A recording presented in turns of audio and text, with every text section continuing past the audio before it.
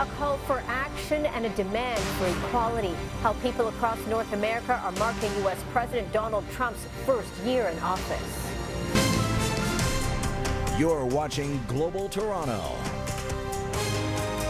This is Global News at 6.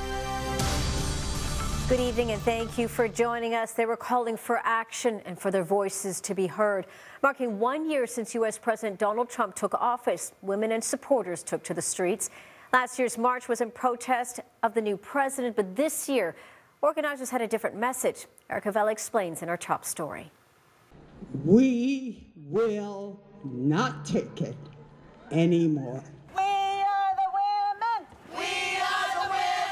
1 year later, and the march continues.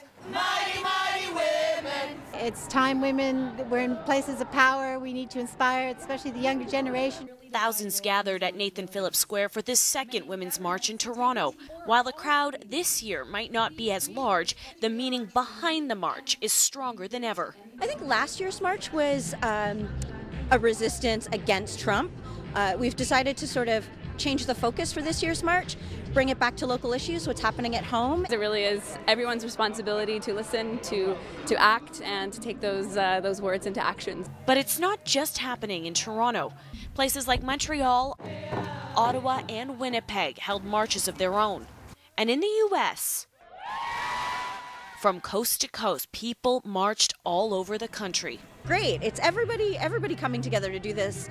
It feels really nice to be part of something so big. This woman brought her memories from last year, marching alongside friends south of the border at the Washington Women's March, which saw hundreds of thousands of people attending. It was the most amazing experience I've ever had in my life. But Toronto's march on Saturday was about joining family and friends in the city she calls home. We shouldn't have to be doing what we're doing to be able to have an equal place at the table and be respected for what we are and what we bring to families, communities, and to the business world. Now, several people in the crowd around me tell me they were here 364 days ago for the first Women's March. But this year it seems like the conversation has shifted following the Me Too campaign.